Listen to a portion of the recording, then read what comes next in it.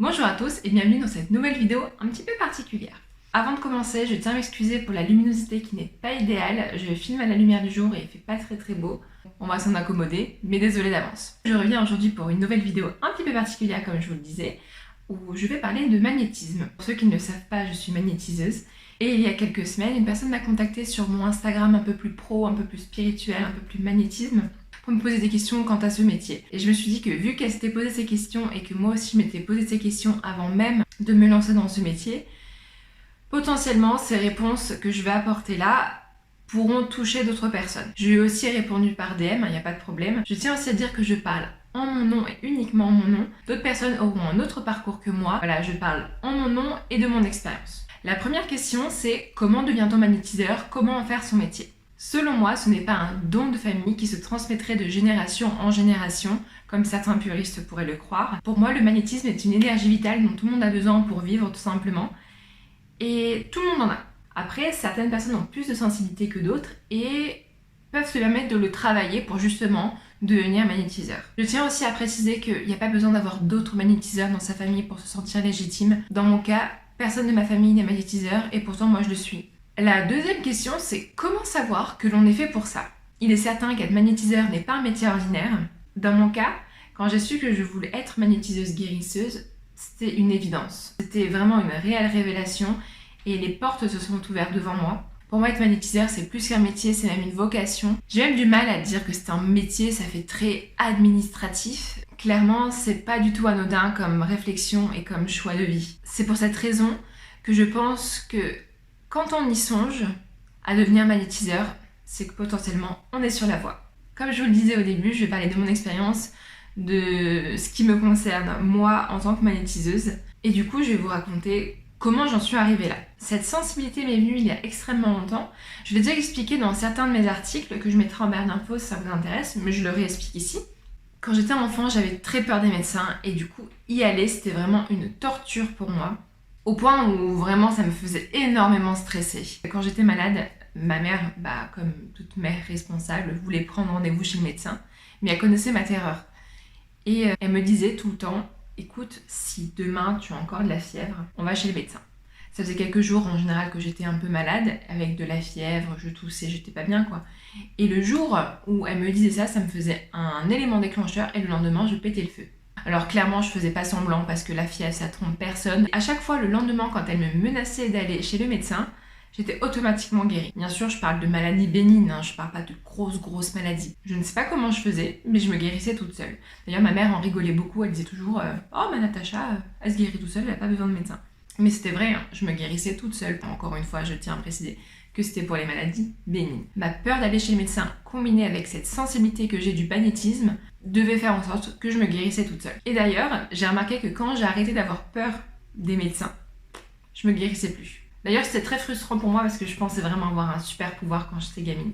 Après, la vie a fait que j'ai été confrontée à diverses situations. J'ai toujours été passionnée par les pierres semi-précieuses, par un côté un petit peu, sans paraître frappée. Un peu magie blanche, soins, guérison. Toujours intéressée par ce domaine. Et je me suis rendu compte aussi que, selon certaines personnes, je voyais leurs énergies. Je ne sais pas comment vous expliquer si vous ne le voyez pas vous-même, mais selon certaines personnes, quand je me concentrais ou pas dessus, je voyais leurs énergies ou leur aura. Je ne sais pas quel mot utiliser, mais je voyais quelque chose qui dégageait d'eux. La seule image qui me vient en tête, c'est l'image de la chaleur.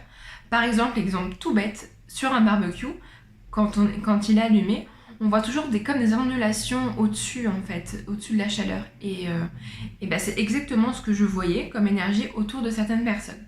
Je me suis cherchée pendant pas mal de temps parce que je n'avais aucune idée que ce métier existait en fait. Mais je savais que je voulais travailler dans un domaine de guérison en fait, naturelle. Moi, clairement, la médecine, c'était mort. Déjà, je suis très nulle en maths et c'est pas ce qui m'intéresse, mais vraiment, je voulais m'axer sur un mode de guérison naturelle. Je tiens à faire un petit disclaimer. Je vais de temps en temps employer le mot guérir, mais un magnétiseur ne guérit pas. Il soulage, mais ne guérit pas. Le mot guérir, on va le laisser à la médecine. Même s'il m'arrive de l'employer, c'est parce que c'est plus simple. Dans l'idée, c'est soulager. Sachez que, en tant que magnétiseur, vous pouvez pas dire je guéris, parce que vous pouvez vous faire taper dessus par l'ordre des médecins. Petite parenthèse, fermée. Alors je ne savais pas concrètement ce que je voulais faire parce que je n'avais pas conscience du métier de magnétiseur, mais je savais que je voulais travailler dans un milieu de guérison naturelle. par les plantes, par les énergies, par les pierres. Mais je connaissais pas en fait, donc pour moi je tâtonnais un peu et je savais que je voulais m'orienter là-dedans sans connaître vraiment ce métier. Et un jour, j'ai découvert que ça existait et comme je le disais tout à l'heure, ça a été ma révélation. Je me suis dit, ce n'est pas possible autrement, je suis faite pour ça, c'est fait pour moi. Quand j'ai eu cette révélation, j'ai acheté des livres qui parlaient du magnétisme et je me suis rendu compte que je savais déjà beaucoup de choses de façon instinctive. Pour autant, j'ai quand même voulu faire une petite formation. Je voulais faire une formation pour me rassurer, tout simplement. J'ai trouvé en ligne une formation proposée par l'IFTA. L'IFTA propose plusieurs domaines de formation, mais moi je me suis concentrée sur le magnétisme, hypnose, radiesthésie et magnétisme. Peut-être d'autres, mais j'ai oublié, parce que c'est pas ce qui m'intéressait. Du coup, je les ai contactés, je me suis un peu renseignée, je me suis dit, pourquoi pas. Je vais pas vous mentir, cette formation, c'est un gros coût, et ce n'est pas pris en charge par les organismes tels Pôle emploi ou quoi. J'avais des économies, ce qui m'a permis d'en profiter. Mais j'ai sauté sur l'occasion parce que je me suis dit voilà, c'est vraiment le moment ou jamais. En plus, c'était dans ma ville. Je me suis dit t'as des économies pour, ça t'intéresse, ça te passionne même, et c'est dans ta ville, vas-y, fonce. La formation a duré 1 semaine et on a fait un tour complet sur tout ce qui était bon à savoir quant au fait d'être magnétiseur guérisseur. Je sais, 1 semaine c'est court, mais c'était vraiment très très complet, c'était une semaine très intensive et vraiment très intéressante. C'était un magnétiseur qui faisait ce métier depuis 50 ans, qui nous a fait cours. Et il était vraiment très intéressant, très bonne réputation, vraiment adorable. Il n'était pas du tout dans cette façon de penser puriste, c'est un don de famille, pas du tout. Et c'est au sein de cette formation en fait que je me suis rendu compte que je savais déjà beaucoup de choses de façon instinctive, ce qui m'a vraiment confortée dans le fait que j'étais faite pour ça. Et ensuite, après cette formation, on va passer au côté un peu plus chiant, administratif, du fait de devenir magnétiseur. J'ai vu avec des organismes tels Pôle emploi pour savoir comment se déclarer. Et donc je suis devenue auto-entrepreneuse libérale pour pouvoir exercer en toute légalité. C'est-à-dire que me faire payer quoi. Et quand je me suis déclarée, je me suis un peu fournie en matériel quand même pour pouvoir exercer tranquillement. Je me suis acheté une table de massage. J'ai aussi des baguettes de sourcier. Je me suis acheté un tenseur. Et j'en possédais déjà, mais un pendule. Pour moi, dans ma façon de pratiquer le magnétisme, c'était le minimum que je souhaitais avoir pour pouvoir exercer.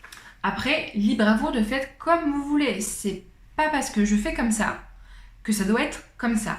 Même si des fois on peut se ressembler sur nos façons de faire nos soins, chacun a sa façon de faire. Ne faites pas comme moi, ça ne vous correspond pas. Par contre, si je peux vous donner un conseil, c'est de vous protéger quand vous faites un soin.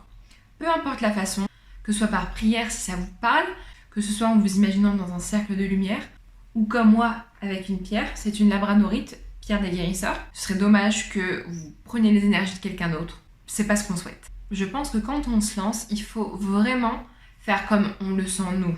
Chacun ses méthodes, chacun sa façon de faire. L'essentiel est de croire en soi et en ce que l'on fait. Ce que tu as à savoir, dis-toi que tu le sais déjà au fond de ton cœur. Alors évidemment, on ne devient pas magnétiseur en un claquement de doigts, ça demande un peu de travail et un peu de pratique. Mais plus on expérimente, plus on sera à l'aise et plus on sera à même de faire de belles choses avec. Il est important de ne jamais douter de soi. Il faut croire toujours en ce que l'on fait et mettre l'intention sur le soin que l'on fait. C'est-à-dire que pendant qu'on fait un soin, on ne va pas penser à ce qu'on va prendre pour l'apéro par exemple. On fait le soin et après l'apéro. Mais pendant le soin, on se concentre sur ce que l'on fait, il faut mettre l'intention. Il ne faut jamais douter de ses capacités et en revanche, connaître ses limites. Par exemple, je sais que je suis capable de faire certaines choses que je ne connais pas et que je n'ai jamais faites. Pour autant, il y a certains cas pour l'instant auxquels je ne m'attaquerai pas parce que trop lourd. Mais c'est bien parce que je connais mes limites et je sais que petit à petit, je pourrais les repousser avec beaucoup plus de confiance et beaucoup plus d'aise. Mais c'est quand même bon de connaître ses limites. Laissons le temps au temps, apprenons, expérimentons et ayons confiance parce que c'est quand même essentiel dans cette pratique. Il arrive parfois que certains soins que l'on fait ne fonctionnent pas. Dans ces cas-là, il ne faut pas être défaitiste, mais se remettre en question. Pourquoi le soin n'a pas fonctionné? Est-ce que c'est parce que j'étais fatiguée? Est-ce que j'étais dans un mauvais état d'esprit? Est-ce que je pensais à autre chose, tout simplement? Quoi qu'il arrive, il faut persister, ne pas croire que ce soin ne fonctionne plus, ou alors tout simplement peut-être s'adapter, faire quelque chose de similaire, mais qui nous parle plus. Je sais que certains magnétiseurs utilisent des prières catholiques, moi ça ne me parle absolument pas, et du coup, je ne veux pas me lancer dans un soin qui nécessite des prières. Et si un soin ne fonctionne pas, s'adapter et se remettre en question à savoir pourquoi il n'a pas fonctionné. Mais comme je vous disais, en règle générale, c'est fatigue, mauvais état d'esprit ou ne pas être à ce que l'on faisait à ce moment-là. Ça peut être aussi une incompatibilité énergétique ou tout simplement une personne qui n'est pas réceptive. Aussi, je tiens à préciser, et c'est hyper important, c'est de faire un soin à une personne qui est consentante. Il faut laisser aux gens le choix de se faire magnétiser. On ne peut pas se permettre, éthiquement parlant, de faire un soin à quelqu'un qui n'a rien demandé. En tout cas pour moi, c'est inconcevable. Et c'est pour ça qu'il est important d'être toujours honnête dans ce métier. Toujours honnête, que ce soit avec les autres et avec soi-même. Par exemple, on a affaire à quelqu'un qui vient nous voir à plusieurs reprises pour régler un problème. Si on voit qu'au bout de 1 ou 2 séances, voire 3 selon les cas, il n'y a aucun résultat, dirigez-le vers quelqu'un d'autre. C'est pas grave de pas réussir, c'est juste que cette personne n'est pas forcément compatible avec vous. Ce n'est pas grave, mais mieux vaut être honnête. Le but du jeu, c'est pas que les gens reviennent vous voir tout le temps, c'est qu'ils soient guéris, soulagés.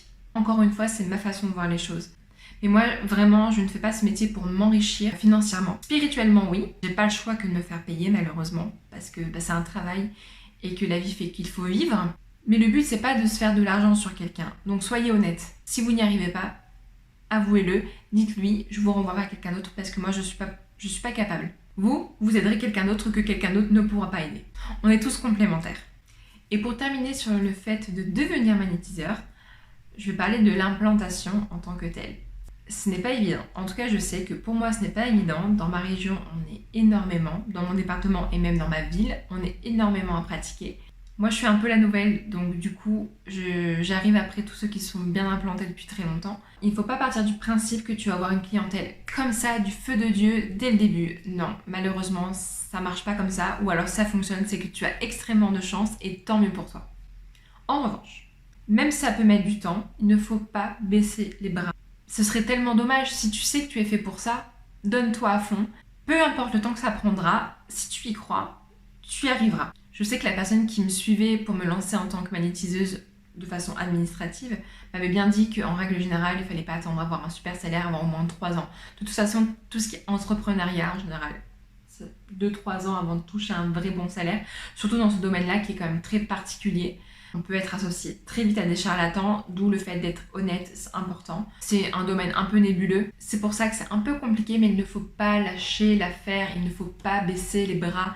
Si vous pensez que vous êtes fait pour ça, alors vraiment persistez et croyez en vous, surtout. Je vais pas vous mentir, moi il m'arrive de douter aussi par rapport à tout ça. En plus avec les circonstances actuelles, parce qu'à l'heure où je filme, on est le 1er mai 2020 et on est en plein confinement depuis bientôt 2 mois. C'est très compliqué et je sais que ça va pas repartir tout de suite. Mais pour autant, il ne faut jamais baisser les bras. Toi qui me regarde et qui est potentiellement intéressé par ce métier, si tu sais que tu es à ta place, ne baisse pas les bras. Si ça a mis du temps, et ben c'est pas grave, accroche-toi, fais autre chose à côté peut-être, mais ne baisse pas les bras, ce serait tellement dommage. Voilà, je crois que j'ai fait le tour. Si vous avez d'autres questions, n'hésitez pas à me les poser en commentaire, puis je vous répondrai.